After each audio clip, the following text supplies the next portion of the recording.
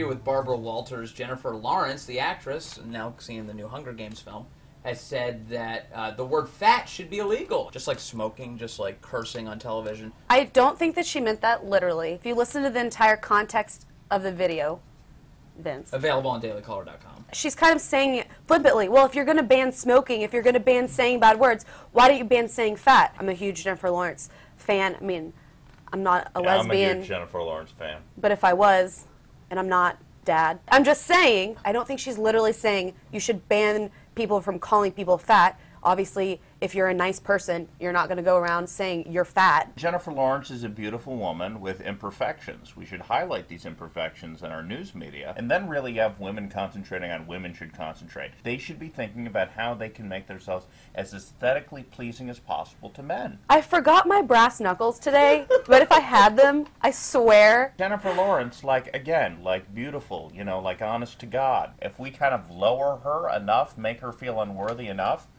maybe I have a chance. Right. It'll improve your self-esteem by hurting hers. Yeah, well, I mean, if she dates me, that'll improve my self-esteem She never will. tremendously. You don't know that. I do know that. She might answer one of my letters one of these days.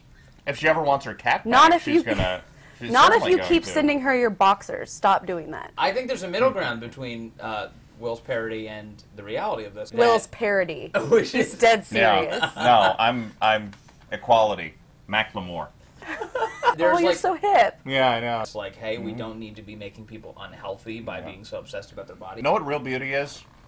90 pounds. 36, 25, 34. You see, I never did the measurements thing because I was never that good at math. You're disgusting. You're the reason all women hate themselves. I hope so. I don't even know what to add to this. All I know is that there is a middle ground. There's a middle territory. You can't starve yourself if you're naturally a size 12. Jennifer Lawrence, my best friend. I agree Here's with the you. thing. Yeah, she's your best friend. She's my girlfriend. Neither one is ever going to happen. I do sincerely believe that we are not ashamed enough of our bodies. Vince, you and I... You're Catholics. Are not nearly... Well, we have, like, crippling guilt for all sorts of things. We're on fake television right now. Yeah, absolutely. Yeah. Although every time I watch one of these clips, I do have a bit of shame. Yeah. We all do. Because you're married. Speaking of... That's the reason. That is, I am married. Yeah, God, you're so lucky. Yeah. Thank you. You don't have to try You anymore. have this beautiful wife, and it just, like, you know, and you think about that as you just have another, like, doughboy. She accepts me for who I am. That's beautiful. You see a picture of Allison, and you just, like, have a whole, like, you have, like, 30 fudgesicles. You think about it.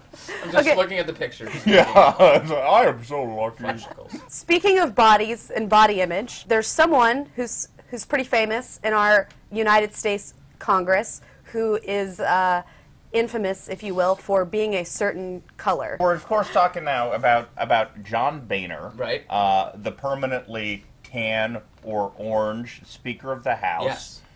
Tangerine color, I'd say. Tangerine color. He actually insists that he never uses tanning beds and that he just walks around outside a lot.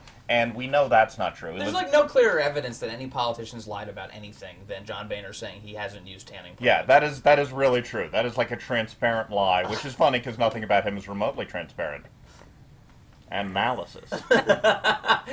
John Boehner he lives with a tanning lobbyist. Yeah. Well, he rents out an English basement from a tanning lobby. Just say he rents his apartment. No, Just say it's an English basement. We don't need to explain English. It's a basement that hates Irish.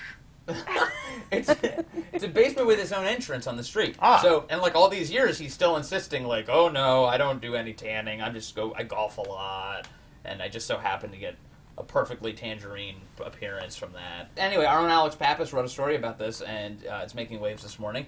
All right, so we got to ask ourselves, first of all, is this a big deal? Like John Boehner. It's not a big deal. It's just hilarious. Is this impeachable for a Speaker of the House? Of course, yeah. The obvious political crisis of our time for the tanning bed industry is Obamacare, because it installs a tax on tanning beds. The more you know. Doodle-doo-doo. Great minds.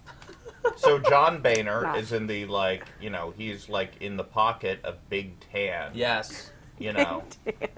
He's in the leathery pocket of Big Tan.